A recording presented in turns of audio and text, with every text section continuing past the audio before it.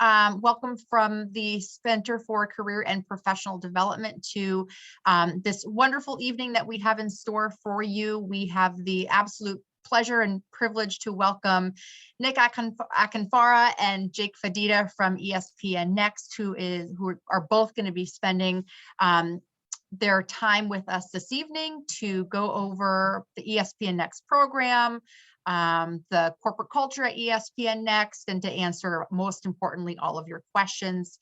Again, remember to be on mute. I know you guys will have a lot of questions. They're going to be answering a lot of questions throughout the presentation, but hold your questions until the end. We'll wait to hear from Nick and from Jake on whether you're going to unmute or mute or send in through the chat box, but they really want to make sure that any questions that you have are answered this evening.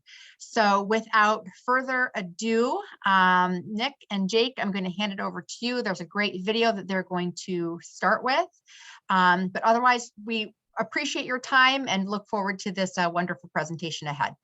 Thanks so much, guys. We're happy to be here. I will get this video playing in just a moment to kick things off. Working at ESPN on a daily basis, it's a dream come true. The opportunities have been astonishing. Many people would trade to be where you are right now. I'm sure you're all aware of that. People want me to learn, and that's something that's made this experience so much fun. I'm so happy to be in the next program. What are we doing to elevate the content? What are we doing to elevate the creativity? I need your help. You're just as important to the video as I am. It's awesome. I love it every day. I'm always being challenged. I'm always learning. I'm always growing. I trust you. I trust your all's idea. I trust that you all are invested. This ESPN family has really connected the cohort. I love working for ESPN. They've built so many great relationships with so many different kinds of people. It's all been an incredible experience. All right. We hope that little sizzle reel kind of gets you excited to hear more about ESPN Next. Hi, everybody. My name is Nick Akinfara, Associate Manager with ESPN Next. Just to give you a little background on myself, I started at ESPN back in 2015. I started as a production assistant, which, as we'll get into, is the role that you'll be coming into with ESPN Next. Through my career, I started out working in our studio space, specifically with college sports, college football and college basketball, both women and men's. And really what I did there was worked with our Raps team, which does our halftime, pregame, postgame shows, and any fill shows between games. I did that for about 2 years, then moved over to Outside the Lines in E60, where I got to work on some long form and investigative storytelling, which was a lot of fun. And after 2 years of that, in 2019, I pivoted and came over to the ESPN Next leadership team as a coordinator. Some of you who were at school probably, right before the pandemic, right as the pandemic was about to start, Kevin McDonald, one of our recruiters now with ESPN, and myself did come and present ESPN Next for any of you that might have been freshman or sophomore at that time. This might be a little bit familiar to you, but we're really excited to share more with you, and I'm going to toss it over to Jake to introduce himself. Thank you, Nick. Yeah, it's really great to be here. It's really great to meet all of you guys. I'm excited to dive into this presentation. I've been at ESPN since 2014, and like Nick, I started as a PA. Actually, everyone on our team started as a PA, so having that kind of background helps us run the program proficiently. So I was in production for about 4.5 years. I worked on the international side. I worked on the domestic side. I tried to have my hands in as many different shows and sports as possible. I did that for 4.5 years before I pivoted over to the business side of things, where I hired people remotely throughout the entire country. Anything that was on ESPN, I would help hire several different production support roles so that we didn't have to send people, let's say, from Bristol out to Kansas or California. We would just hire people that were already there. I did that for a little under 3 years, and then I came over to the ESPN Next team, where I'm a program coordinator. And I guess I'll dive right into this slides now that you've heard kind of our background. I'd love to give you just an overview of our program. And a great place to start here is the mission, right? We try to recruit, train, and develop young professionals into future leaders. Now, future leaders is the key point there, because while our program is based in production, we really want you guys to come in and develop skills, close skill gaps that will help you thrive with whatever you end up doing throughout the entirety of your career at ESPN. We want you to get really great at what you're doing currently, whatever show that you're put on, and we'll get into that in a little bit. But really, we want to help you grow and develop in whatever area that you want to see yourself eventually growing into. We have offices here in LA, Austin, Charlotte, and Bristol.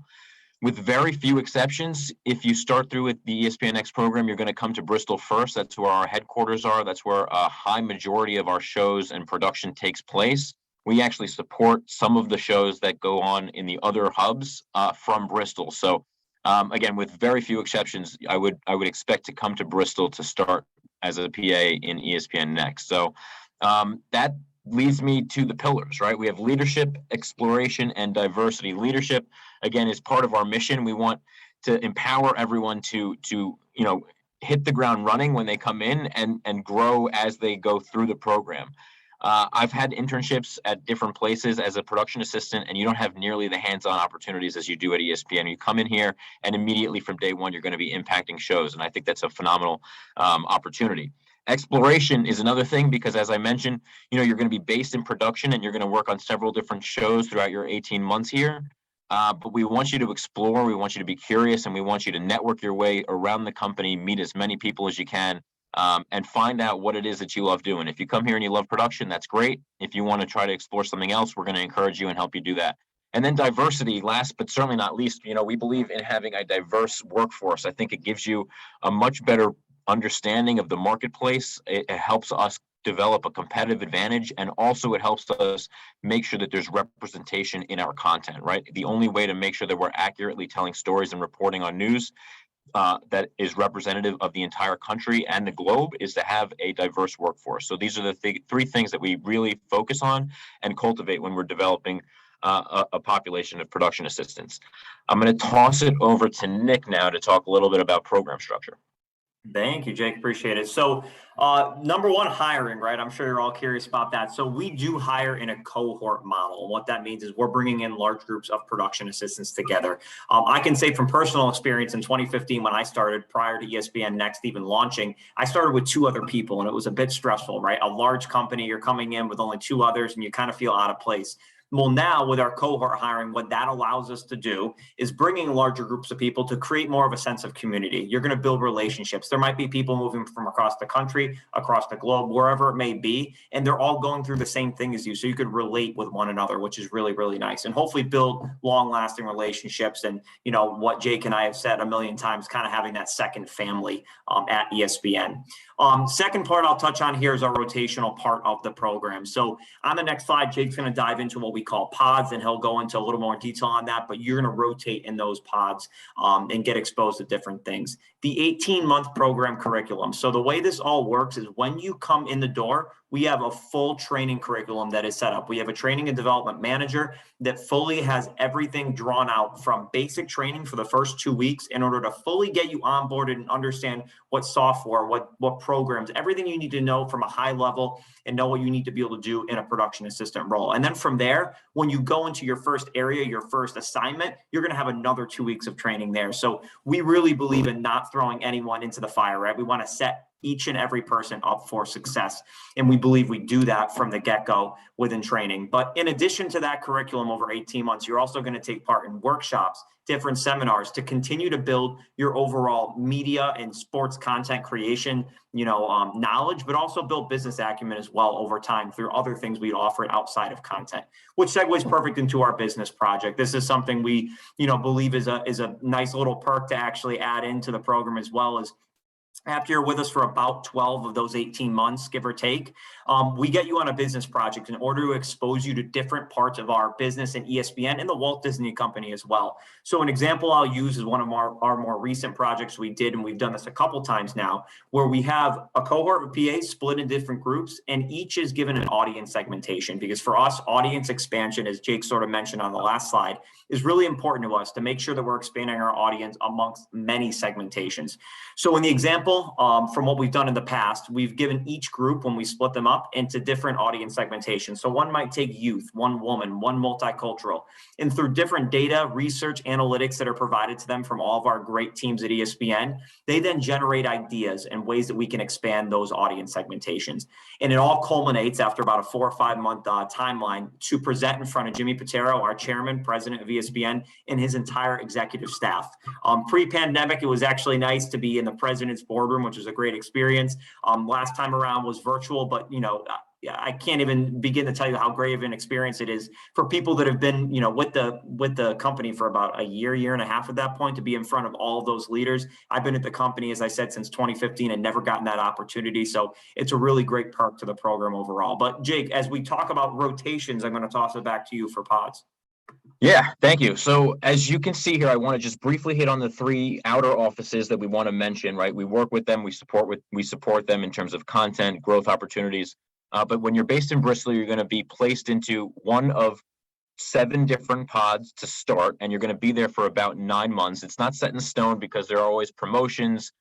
People move departments, people sometimes leave. So, business needs are obviously front of mind here, but we work really hard to get a balance of people needs and business needs. We want to figure out what it is that you're great at, what it is that you love, and figure out how you can make the biggest impact in one of these different pods, right? So if you guys watch ESPN programming, a lot of this stuff might sound familiar to you, but a great place to start here is SC at Night, where if you're in that pod, you're going to be working on different sports centers, typically the 7 p.m., the 9 p.m., the 11 p.m., and the 1 a.m., which is out of LA, but we also support from Bristol. You could also be working on highlights, right? Where if you come in and you get a basketball game or a baseball game, whatever season is in season, you'd be watching that game and then creating a highlight that would air in whatever sports center for that night. Another thing that you could be doing is event, right? There's an event pod where you're working on all the different broadcasts, gamecasts that happen on ESPN Air. So that is a little bit different, where you're not working on a show for tonight, right? You would be prepping for an event that's happening maybe 2 weeks from now, a month from now. The Australian Open just ended, right? That's a great example. So the people in the event pod that were working on the Australian Open, they were prepping, creating player profiles, player packages, building graphics for our events. And then they work on that all the way through the event and then support the event when it happens. Daytime entertainment is stuff like First Take and Get Up. The NFL pod, we have an entire pod dedicated to the NFL because the NFL never sleeps, whether it's off season, preseason, regular season, postseason, NFL draft, combine. That's the one sport that never leaves our air. Storytelling is something that Nick is dear and near to Nick's heart because he worked on OTL. You could work on, the features unit, OTL, a little bit longer form storytelling with that. But we try to create these pods that support our programs thematically, right? So again, you would be in one of the pods for about 9 months and then another pod for the next 9 months. But we really rely on you to, cultivate your skills and get really great at what you're doing in the first 9 months, and then also be vocal about what it is that you want to do for the rest of the program. Because we work really hard to get everyone where they want to be and also support all of the shows that we need. So with that, I'm going to toss it back over to Nick to talk about what comes next.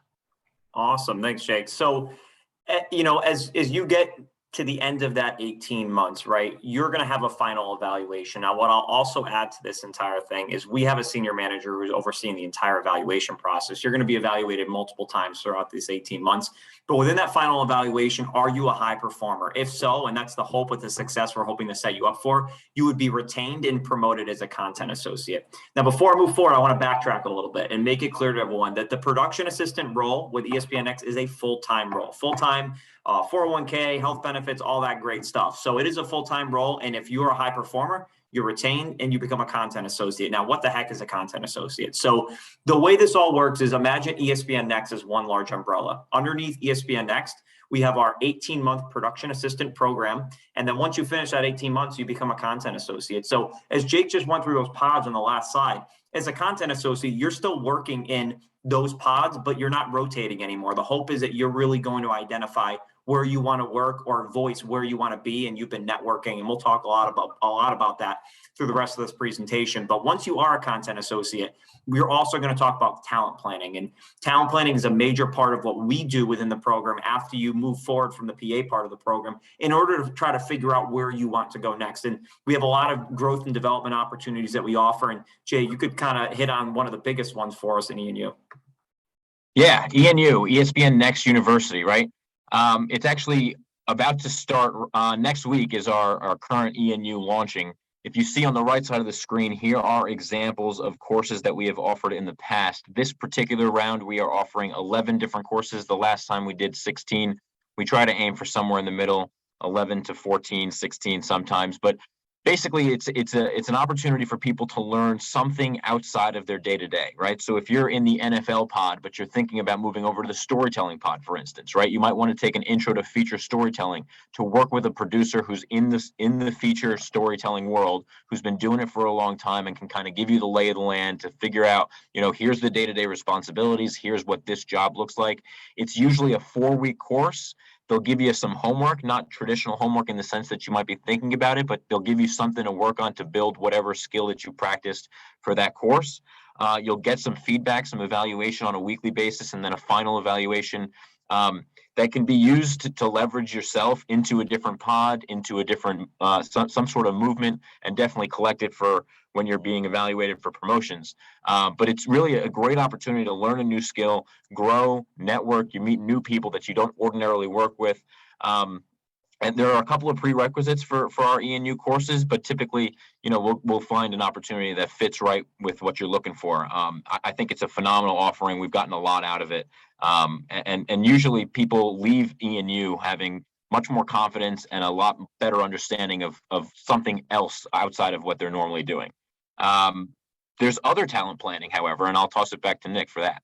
Yeah, Jake. So within talent planning, ENU is really kind of the centerpiece to all of this, but I'm going to dive into a little bit more of this, right? So once you're a content associate, and sometimes before, you could be a production assistant nearing the end of your 18 months and you already know what career path you want to take. But from a CA's perspective, right, you're going to identify that career path. We're going to start to set you up, and hopefully you've already taken the initiative to network with different people, hopefully find some mentors in that area. Maybe, as Jake alluded to, right, maybe it's someone within features because that's where you want to be. Maybe it's someone in marketing because that's the direction you want to take. And we'll get into, different roles and such on the next slide when Jake dives into that. But, once we get you set up with some mentors and you're networking, you're starting to build those relationships. The hope is you're able to take an ESPN Next University course to really start to build that knowledge even more. And then we have what we call stretch assignments. And what a stretch assignment is for a given timeline, let's call it 2 or 3 months, for about 2 to 4 hours a week, what you'll do is go and get hands-on experience with that team. So let's make believe that you want to be in marketing. You would go work with that marketing team for 2 to 4 hours a week for those 2 to 3 months.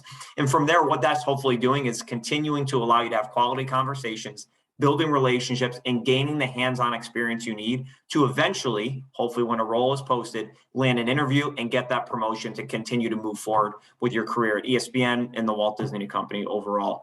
Jake, back to you, because I think it's been pretty cool to see the growth, from ESPN Next over 2.5 years since we launched, to see where people have gone to. Yeah. Look, from ENU to stretch, then ultimately to promotion, we want to cultivate your skills again, right from the very beginning of this presentation. We want you to become a leader in whatever space you want to be. So if you come here and you absolutely love production, you would become a production assistant, a content associate, and associate producer. If you find that that's not what you want, we want to get you to where you want to be. This is a list of some examples of where people have gone to after leaving ESPN Next, taking an ENU course and then doing a stretch assignment. We have really great statistics about people going doing stretch assignments and then finding a job within that realm. This is just one example. Like, for instance, I was a production assistant, a content associate, and then I actually moved over to management operations for 3 years where I was a production coordinator, and now I'm back here. So there's a lot of movement. There's a lot of things to do at ESPN. In our fiscal year so far, we have promoted 30 people in 8 different departments. So that's a pretty great number. Of course, we like to keep people, but we also love to help people get to where they want to be. The place operates best when people are happiest, motivated, doing what they want to do. And so we will support that always, right? If you get here and you're interested in a whole bunch of things, that's fantastic, right? We want you to explore. That's one of the pillars of the program.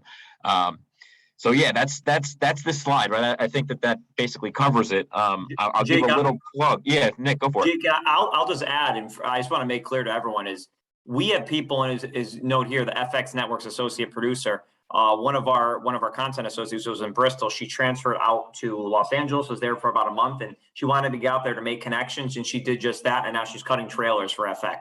So you're talking about another branch of the Walt Disney Company, right? We've had people go to Disney streaming with Disney Plus, affiliate marketing coordinator with Disney in New York City. So we are, our goal from when we set everything forth back in July 2019 when we launched was to become a pipeline to the whole company. in enterprise, and we are seeing that pay off. And I think the numbers are only going to grow over time. And Jake mentioned the 30 in fiscal year. You go back to our beginning of our fiscal year 2020 all the way to now 84 people have been promoted. So and 98% of people that have finished the program have been retained. So a high retention rate there as well. But any questions we're willing to take. However, before we take them, hop on your phone. I know you probably all got it nearby. Follow us at ESPN Next on Twitter and Instagram. A little hint, there could be a job posting coming soon, and you'll be able to get that information from our social page, as we usually blow that up when we do post. But we appreciate the time you've given us, and we're happy to answer any questions. I'll stop down sharing in just a moment.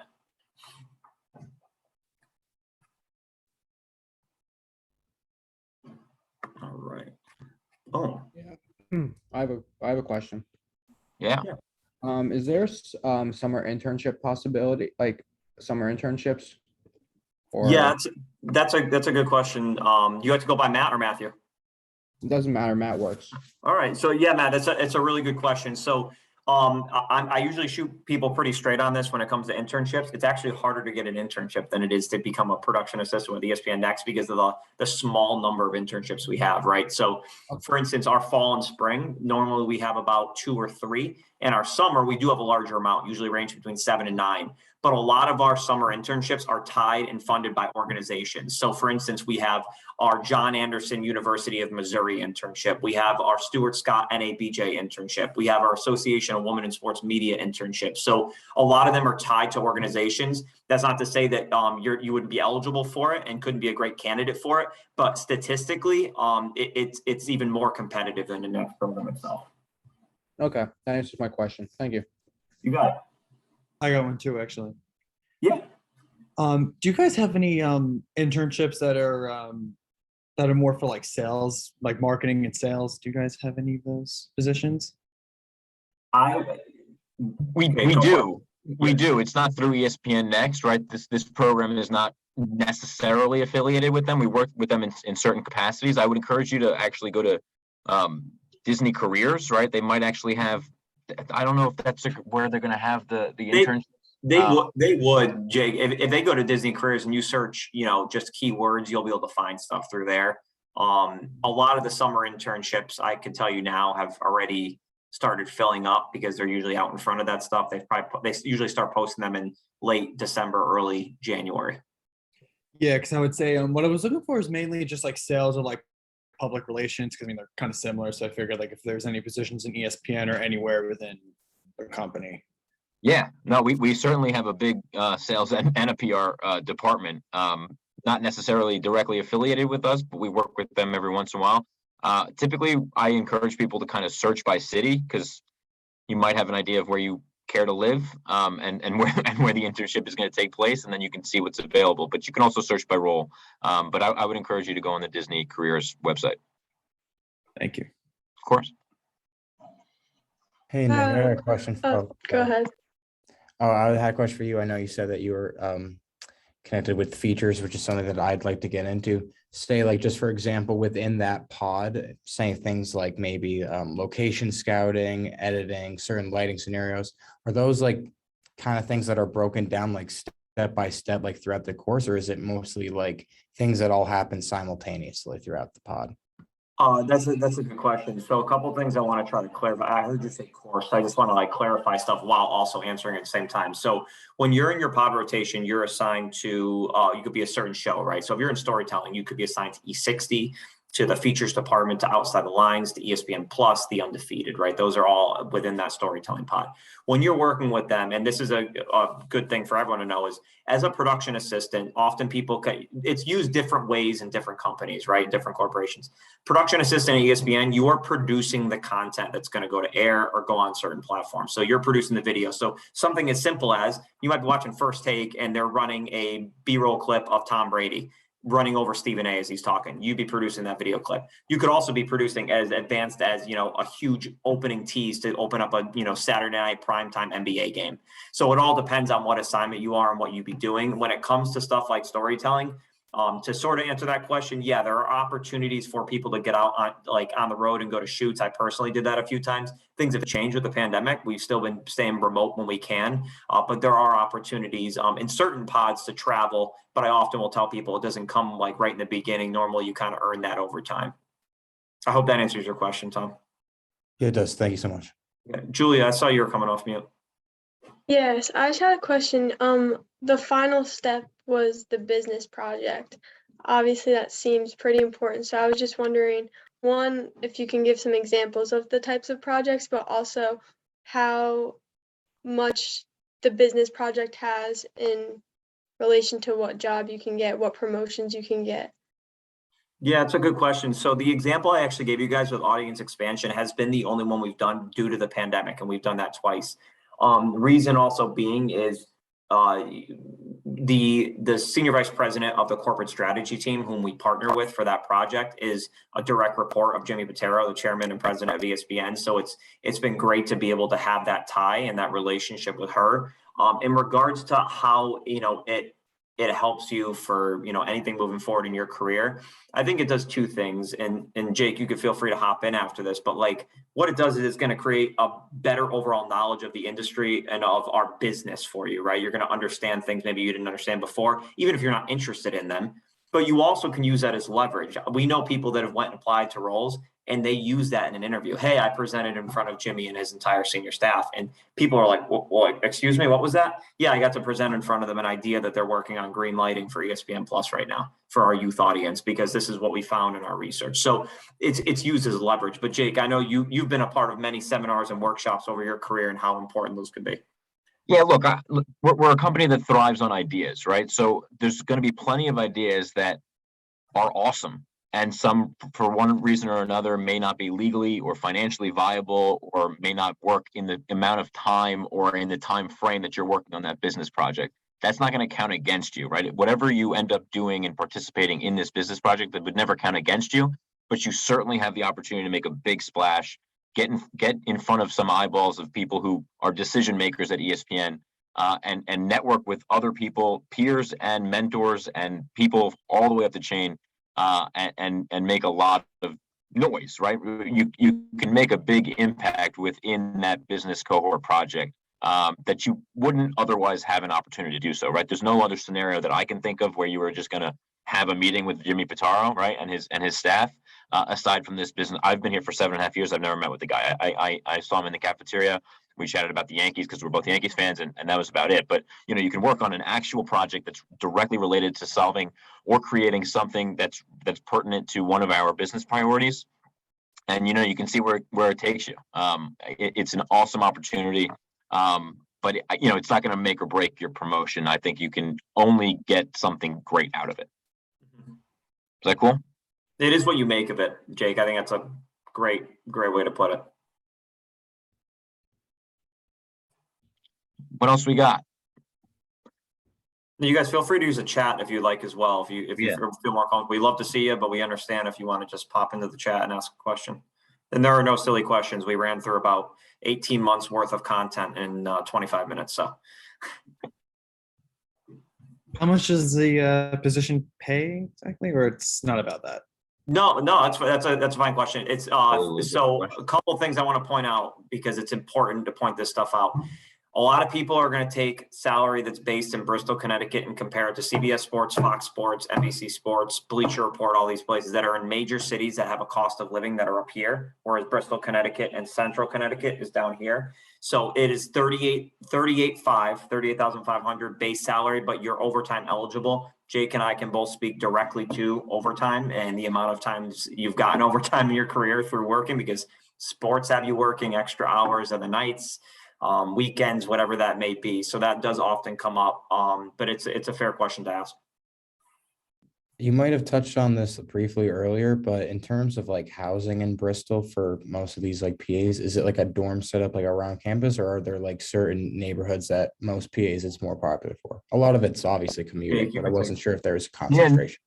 No, I mean, we certainly have resources to help you find a place. There's no dorms, right? You would be able to find an apartment or a condo or wherever it is that you want to live. I actually never lived in Bristol. When I moved up here back in the day, they called me and they said, you start in 14 days. So I was lucky because I was from New York. So I just drove up with my mom. We did like apartment hunting for 2 days. And then I just made a decision because I had to make it, right? I made a decision quickly. But you can find what you can find. But the great thing about starting with a cohort is that a lot of people within the same cohort usually link up on Facebook or LinkedIn or whatever social media platform you want to. And for instance, a lot of the 60 people that I just recently trained from November to January, many of those people ended up living together, which is great, right? You kind of start because you're going to have weird schedules. I think that's another thing. I know I'm going off of a tangent here real quick, but your schedule is going to be a little bit odd. It's not going to be a traditional 9 to 5 Monday through Friday. If you think about when sports happen, the games on the East Coast start at 7, the games on the West Coast start at 10. My most common shift was 5 p.m. to 2 a.m. when I was a PA and a CA on weekends, nights, and holidays. Because on Christmas, right, we always have a big basketball lineup. So the point I'm making is that the people that you work with really quickly become your family. I didn't know anyone in Connecticut when I moved here, so it's helpful to be part of that cohort and find places to live, find bars to go to, be responsible with COVID. But it's you're starting a new life aside from starting a new job. So that's kind of why we like to have a full cohort of people so that you can kind of acclimate yourself as you get started. Is that a good answer? Yes, thanks so much. I'm just looking in the chat, Sean, in terms of we're happy to share emails. I will tell you, Sean, just in full transparency, we get mass amounts of applicants and emails with resumes and cover letters. So happy to share emails. I can't guarantee that being able to send it will automatically lead to something, but we're happy to share our email addresses in case you do have any questions. Matt, in terms of what's a good way to get started, so experience for the program, are you referring to just experience that you can get beforehand? Is that what you're referring to there? Yeah, because just started in grad school and a program, so I kind of want to know what I can do. I might have to be more fit for a program because it's I think Jake and I actually get this is a common question. It's a very good question. So my new way of saying it is there's the 3 C's. There is consumption, right? So how are you consuming not only ESPN content, but just content in general and learning and kind of just teaching yourself. Curiosity. So through consumption, how are you being curious, right? Of what is being done, how it's being done, how you can get involved in doing those kind of things, whether it be at school or through internships. And then creativity. Creativity is what we're built on. Jake talked about ideas, and all those ideas that we're built on are creative ideas. And that's how the machine continues to run day in and day out at ESPN and the Walt Disney Company. So it's super important for, to be creative and find ways to be creative. What I often will tell everyone is sometimes people say, oh, well, I can't get involved because my school doesn't have this, or I haven't been able to land an internship. You guys are Division I athletic program, correct? Great. You guys hear the NIL rules? I'm sure you guys all have, right? Athletes can get paid for their name, image, and likeness. You should take these little things here and go on TikTok and make creative content for athletes and add it to a reel. That's just a little idea I could throw out there, but you could do a lot of things on your own and create opportunity for yourself. So creativity, consumption, and curiosity. But Jake, I'll let you weigh in on that. Yeah, that's a phenomenal answer, Nick. I don't have too much to add. I would just try to create situations for yourself and exposure to things that are going to be transferable skills, right? So you can imagine what you're going to do as a PA, and if you want more information, please reach out to Nick and I. But we basically ran through it, right? You're going to be creating content for all of our programs. So anything that you can expose yourself to where you're going to build transferable skills so that you can come into the door and hit the ground running, that's a bonus. The benefit is that it's 2022 and there's a million different resources that never existed even 7 years ago. When I was in college, Instagram was brand new and TikTok wasn't a thing. So like Nick said, just make something, right? Just do whatever it is. Don't be bashful. You don't need to win an Oscar for whatever thing you're going to be making. Just the repetition and the practice of actually creating and producing content will be beneficial for when you're actually sitting in the chair and now need to make decisions. It's a pretty... Oh, look, I got to ESPN when I was 21 years old.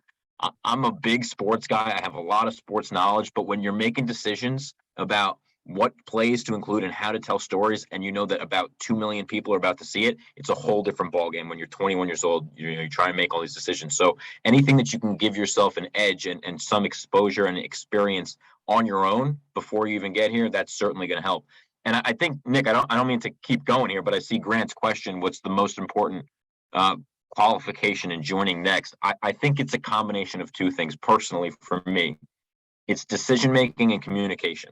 So when you're working on a live show, there's no blanket, right? So when you're working on, let's just say the 11 p.m. Sports Center and your highlights hitting at 11:23, it can't be ready at 11:24. It's got to be ready at 11:23. So that alone, you have to be able to make decisions and communicate what you're doing to the entire team. You're going to be working with a director, a producer, a graphics producer, a researcher, other PAs and CAs, associate producers. There's a big group of human beings that work all together collaboratively to make every single show happen. And to effectively and efficiently communicate is an enormous skill and quality to have. And of course, that I think comes along with decision making, because at some point you have to make a decision because you got to get something on air, and it's just it's a learning experience, right? You're going to make mistakes, but just kind of having confidence in yourself and communicating with the people around you will put you in a good position to succeed. And I just add that is experience in sports production a qualification? It is to an extent, but we have brought people on with different backgrounds. We've brought people on that have had specific writing backgrounds or have only, worked, are just big sports fans and have a passion for storytelling that they, graduated with a degree in economics. Like you'd be surprised to hear some of the people that have come in with different degrees, but if you're able to creatively show that you want to be a storyteller, that you love sports and have a passion for sports and have sports knowledge, which I'll dip into in just a second with the sports knowledge aspect of it. The sports production, there are people that come in with maybe not many skills actually editing. And Jake, you came in not editing before, so it's no editing, yeah. So it's not a must. In terms of sports knowledge, what I'll lay out to you guys is you don't need to be encyclopedia of sports. Jake just said, right, you have a research team, but we have a stat and analytics team. They handle a lot of the deep dive. We're not going to ask you, hey, who won the 1962 World Series and what time of night was it played? And all that's not going to happen. However, can you speak to some of the major sports that we have on our air, including baseball, football, basketball, and surprise for any of you that are hockey fans, I hope you're enjoying our hockey content so far since we got the NHL back. But, those are four major sports. But then also within our international Deportes pod, we have a lot of international soccer, right? Are you a soccer fan? We have big tennis and golf events as well. So there are a variety of sports, but the big four being hockey, baseball, basketball, football. The hope is that you have a pretty good knowledge of those sports and you could speak to them, right? I can openly say I'm not a huge hockey fan, but I could produce a highlight for SportsCenter on hockey. I might have to do my research prior to that game to understand who the players I should be watching are and what team is, coming in with higher expectations that night. However, I do have enough knowledge to be able to speak with another producer about that game and about the sport itself. Would this also include the sports analytics portion of ESPN, or there's another way to get involved in that part of ESPN? There is a sports information group or stats and informations group. SIG is what it's called for ESPN. So it is a separate group. Kevin McDonald, who is a former hiring manager at ESPN Next, now a recruiter, does oversee that team. And they often have a lot of part-time openings. It's not often that they have full-time roles with SIG. So Tom, thank you. Thomas, thank you for the question. Jake, I have a question for you hopefully on behalf of the students. So I know it's a very competitive program. Your presentation was awesome. Every student, I'm sure, is getting their resume ready. How through their resume can they stand out? Is it the cover letter? Is it, how can they stand out in terms of the application process to get the interview? Yeah. So I think I want to qualify this before I get into my personal thoughts. I know Nick always hits on this, that we have a team of people that thoroughly looks at resumes. We do not have a Scantron policy where we put it through a system and we're looking for particular words. So, I think a lot of people outside of ESPN for any job, right, they will look at the job description and try to put keywords into their resume so that they can trigger whatever machine is basically generating whether or not they get an interview. We don't do it that way. We have an enormous amount of applicants, but we go through each one and read and then make a decision. So at the end of the day, a human being will be making a decision about each individual candidate. Having said that, my personal opinion is that because it's a human being, I think the human beings are conditioned to look for something different, right? Something that stands out. If they're reading 50 resumes in a day, it might start to blur. So if you can create something that's a little unique, and I don't mean that tangibly because everyone has different experience, different background, and something unique to bring to the table. But that's how ESPN thrives as a company, right? We're a company who invented the pylon cam and the K zone and the bottom line ticker, right? Of now all of our competitors use those things, right? So that came from just being creative and ideation. The same can be applied, I think, to your resume, right? Maybe you format your resume a little bit different. Maybe the way it's laid out and the way that you tell the story of who you are is a little bit different rather than just skills, work experience, other experience, and some education, whatever education, nice little picture, right? Maybe you blow up whatever your resume is and make something entirely different. Maybe you make it like a highlight reel of your life. I don't know. That I'm just coming to mind here. But personally, I have my work experience on my resume. I also have a testimonial section because I think human beings just want to know what it's like to work with this person, right? Regardless of how much talent they have. You know, is this person easy to get along with? What do other people think about him? I have a little life mottos. I have 3 of my favorite quotes on my resume. Has nothing to do with any of my experience. I don't know if it's relevant at all, quite frankly, but it's different, right? So again, I don't know what different means to every one of you. I know that you guys are all very creative. Otherwise, quite frankly, you wouldn't be on this call. But I think just doing something different is going to catch the eyeballs of whoever's looking at your resume. Yeah, Thank you for that question, Yanni. Yeah, Jake, thanks for diving into that. And I'll also say, like, just the importance overall, right, outside of just the resume and cover letter and all that, is like, we are here with all of you today. You have our emails, you can connect with us via LinkedIn. But more importantly, like, if you guys haven't started yet, start building your professional networks. Who is it that you know out there? A lot of people say, oh, it's all about who you know. And it can come off in a certain way, and people have a preconceived notion of, oh, I'm just, brown nosing to get here and get there. That's not the case. You're building a relationship with people, right? And there's a certain way to go about reaching out to people when you're networking. And this is a big piece of advice I'll give each and every one of you, because I get LinkedIn messages from students all the time. Hey, Nick, I'm really interested in next. How can I get a job? Worst way you can reach out to someone, if I'm being really blunt with you guys, the best way to attack that is, hey, Nick, or hey, Jake, or hey, maybe there's a production assistant in the program you start with, right? Including those, which we have 4 or 5 of them that are from your school. Hey, Cody, I see that you work with ESPN Next. I'm super interested in learning more about how you've navigated your career, gotten to ESPN, and learn about the experiences you've gotten since you've been in the program. Good chance Cody's going to respond to you and take the time out, especially seeing that you go to the school he went to talk to you about what his experience has been like. Now, that doesn't necessarily always equate to him going to be putting in a word, but what's to say in 5 months you haven't kept talking to Cody? Cody comes to Jake and I and says, hey, Annie's been reaching out and talking. I think she'd be a great candidate for ESPN Next. Like, you guys should definitely take a look at her resume. That's also a help too. So there's different ways to go about it, and just make sure that, for whatever career path you go down, make sure you start to create that professional network. It's really important. I got my first internship when I was in college through using LinkedIn. I reached out to people, and that's how I got my internship. So just a lesson there for all of you as you're starting to, grow into your professional careers. Or your personality play a major role in whether you will be recruited as an intern. It's kind of a tough question to answer, only because yes, in an interview process, right? Because they're going to dig into everything within an interview process. It's tough to necessarily get your personality just based on that resume and cover letter up front. But, within the interview process, that's something, even with us, right, in our interview process, that we would certainly be looking at is the person, but also the skill set that you'd be bringing to the table. Yeah, I think it's tough to quantify a major role. Yeah. I think it certainly plays a role, right? I mean, whose quote is it? It's like, they won't remember what you said or what you did. They'll remember how you made them feel. Was it Angela? Someone, that's a famous quote, right? Everyone always remembers how they made you feel, right? So again, if you're shy and introverted, that doesn't mean that you're at a disadvantage, right? There are other things that you can bring to the table. But it's human nature to kind of size, right? If you're interviewing someone through a screen, you're trying to get to know them, right? And so we just want you to bring you. We want you to bring you to work. We want you to bring you to your resume. We want you to bring you to the interview, and lead with your best stuff, right? I mean, some people try to save the best for last on a resume or for an interview. I personally come to every interview that I've ever had with a very strict game plan. I want them to know these 3 things about me. I have these questions, and I, in that regard, you can actually lead the interview in certain circumstances. So do your preparation, do your homework.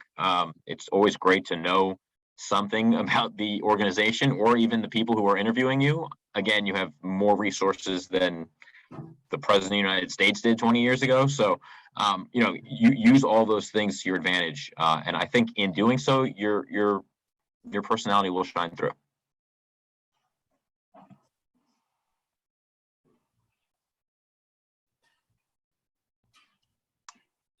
Well, Yes, go full of ahead. Great info. No, just full of great info. And, just want to make sure that if you have any other questions, you're asking now.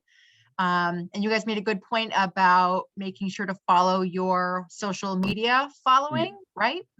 Please, yeah. Please. And you can get a good idea. We actually posted the other day of Sydney, one of our production assistants in the program who works on First Take, kind of gives you a day in the life of what it's like to be a PA. So I think it's a pretty cool way of just kind of seeing what that's like. One thing I want to add in, I haven't gotten a question yet, which is usually good, but I also want to point out this program is not for those of you who want to be on air. That is not to say people like Jake and I who wanted to be on air when we were in college, we did play-by-play, color commentary, I did sideline reporting, all that fun stuff.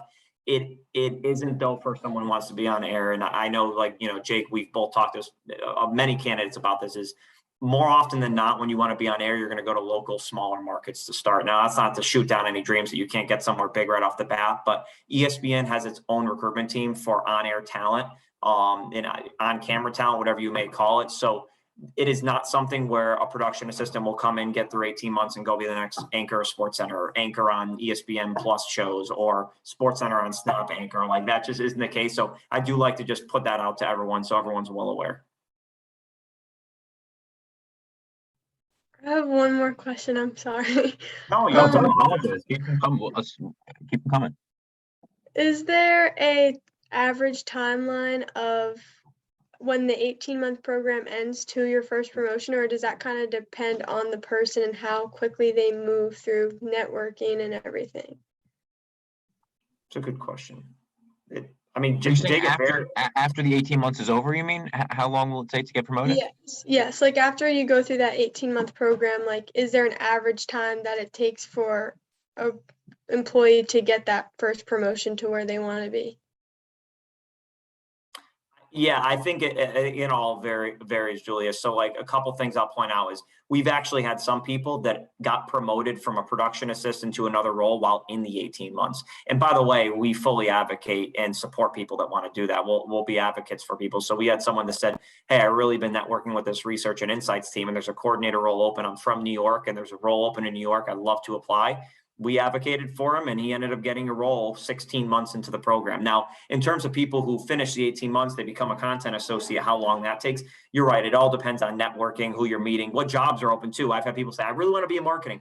I really want to be in programming. That's great, but we can't control when roles are posted by other departments, right? That's all depending on when they post them. And the hope is you just build those relationships. And as our senior director always says, you want people to think about you before they even post a job, right? Reach out to you. Hey, Julia, this would be a great role for you. We're going to be opening soon. We would really love for you to apply. That's basically telling them then that you would just be a great fit with their team.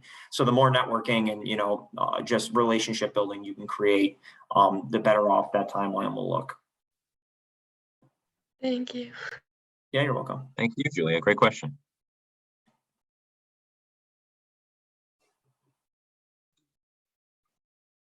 Great. Well, I wonder if that's going to do it. So yeah, Jake and Nick, this was fabulous. Is there another question? I think someone had Yeah, I was going to ask, would you consider like somebody's personality to be like a major role into leading them to like being in a position? Like, would you consider like the personality being a good aspect? Or it really depends? I think it depends. It depends on the role. It depends on, look, I think personality plays a part in who you are as an employee, right? I mean, I think if you look at an employee from a holistic standpoint, right, it's what their work ethic is, what their talent is like, their communication skills, their ability to be creative, their ability to innovate, their ability to find efficiencies, right? There's a whole bunch of things that really make up who you are as an employee.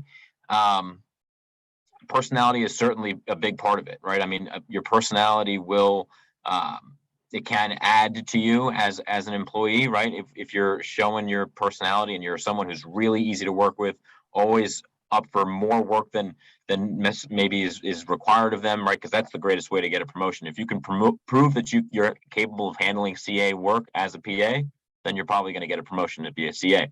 Now, that's not necessarily to say that your personality is going to be completely dependent on that, but it certainly plays a role in who you are, and it's a part of the entire puzzle of who you are as an employee. Like, for example, if you're very ambitious and you're like willing to take whatever like challenge, like that kind of personality trait, like something like that would kind of fit well in these positions. If I was a hiring manager, I'd take someone that's willing to do that over someone who might be maybe slightly more talented and miserable. Yeah.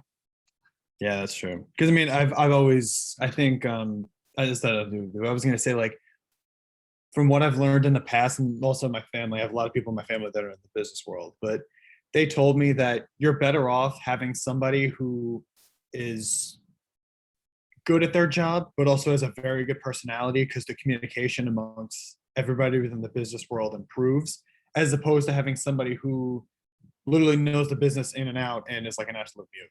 So it's kind of like a give or take, but I mean, I've always learned that it's better to have that. There's certain things they may not be as good at, but there's certain things they're really good at.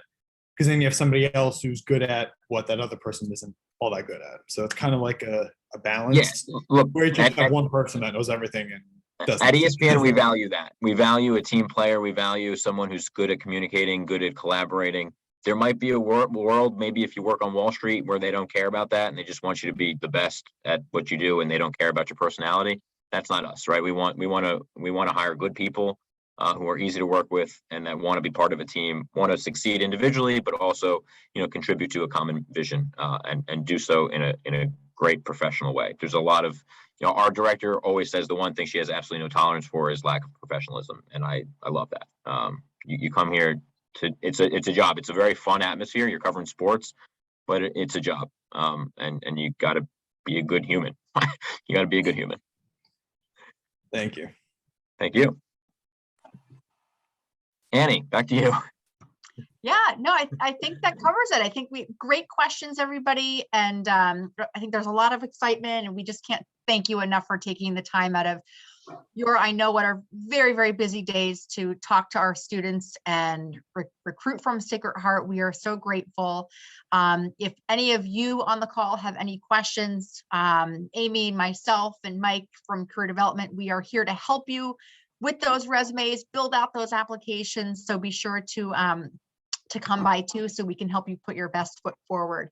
But again, thank you. Have a wonderful evening. And unless there's anything else from the room. I see one last one in the chat. Yeah, Okay. I see one last one in the chat. I'm still reading. It says, as you said before, diversity is big on being creative, but how are the pods divided between PAs once you choose which route you feel is comfortable for you? Jake, we actually didn't hit on the pods aren't chosen by you, but if you want to hit on that, I know usually cover. Yeah, the pods aren't necessarily chosen by PAs, right? We want you to be vocal about what you want to do, but at the end of the day, we have a manager who is responsible for pod placement. She is in conversations constantly throughout the 18 months with pod leaders, right? Each pod will have 2 or 3 pod leaders, depending on the responsibility of that pod and the population of PAs that are in that pod. So she will be, talking to pod leaders, figuring out where there's a need, where there's a gap. There's a lot of movement at ESPN, right? People might get promoted. We've had a lot of promotions recently that were on hold from the pandemic, quite frankly. And then, a little bit of movement between departments. So things open up, as business needs kind of demand, and Monica, our manager, will help get people to where they want to be. She relies on people to be vocal about what they want, and also, on Nick and me and everyone on our leadership team who are constantly having conversations with PAs about what they want to do and what their talent plan is. So that's kind of an answer to your question. I don't know if it was the answer that you were looking for, but that's kind of how pods are assembled and distributed and then kind of maintained throughout 18 months and beyond, obviously.